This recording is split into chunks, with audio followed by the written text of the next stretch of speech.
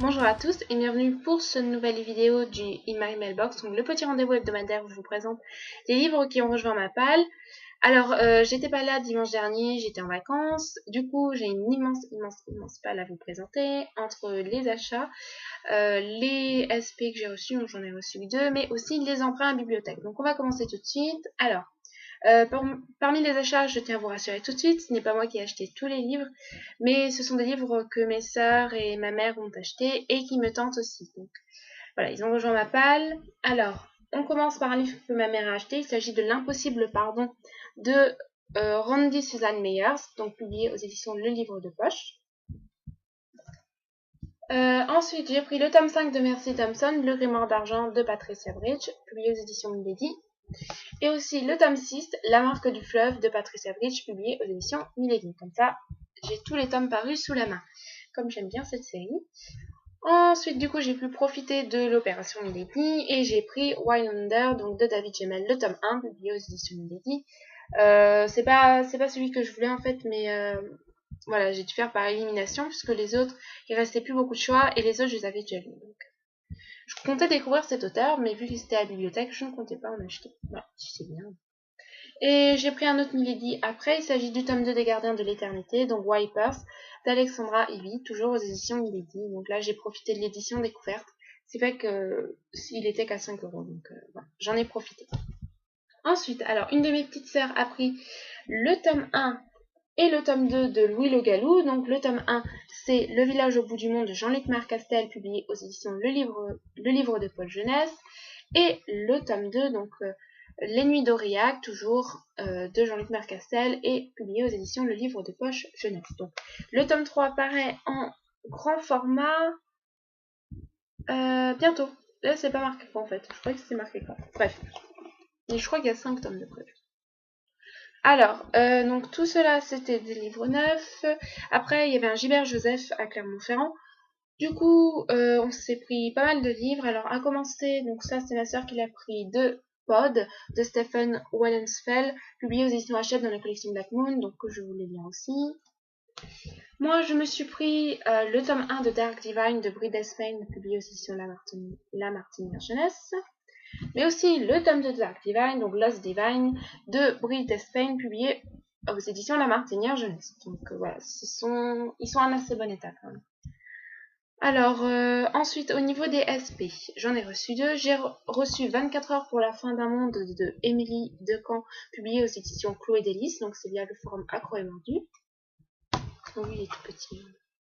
Et toujours via le forum Accro et Mordu, j'ai reçu Devoir et mémoire d'Henri Bedou, publié aux éditions Chloé Délice. Donc lui qui est beaucoup plus grand et pas écrit très gros.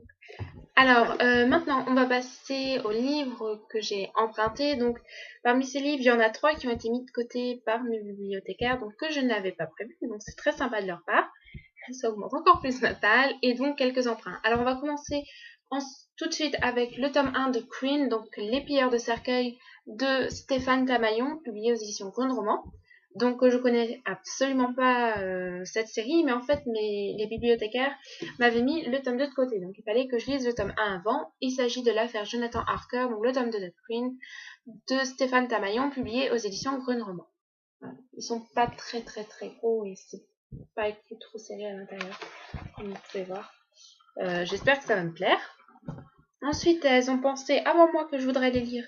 Il s'agit du tome 1 de Birthmark de Cara M. O'Brien, donc le tome 1 de Rebelle, Florus Édition, publié dans les éditions Florus Édition dans la collection Mango, pardon. Et elles m'ont aussi mis le tome 2 de Birthmark, donc Banni, de Cara M. O'Brien, publié aux éditions Florus Édition dans la collection Mango. Je vais y arriver. J'ai tendance à cafouiller un peu aujourd'hui. Alors ensuite, donc j'ai fait quelques emprunts.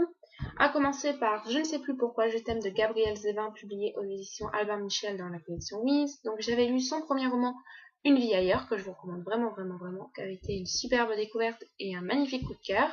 Donc voilà, je voulais retenter l'expérience.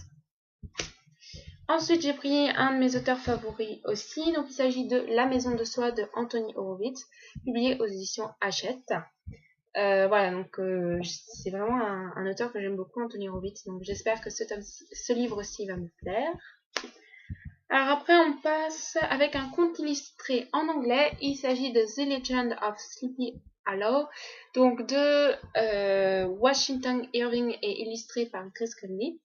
Donc franchement, les dessins sont juste trop moches, mais ça me permet de lire une histoire illustrée, puisqu'on m'avait conseillé de lire des mangas en anglais pour vraiment bien augmenter son niveau d'anglais et de manière plus simple. Là j'ai pris celui-là, en plus ça a été adapté par Tim Burton avec Johnny Depp, hein, pour ceux qui ne sauraient pas si ça vous intéresse. Et ensuite j'ai pris 2 BD, donc le tome 3 des pompiers, Le feu de l'amour, de Cazeneuve et Stédo, toujours publié aux éditions Bambou. Et le tome 10, L'ancien incident, donc les pompiers de Cazeneuve et Stédo, publié aux éditions Bambou.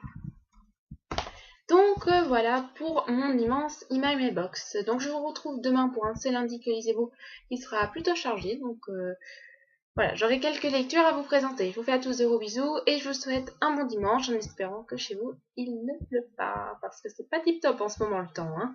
Voilà, bisous bisous.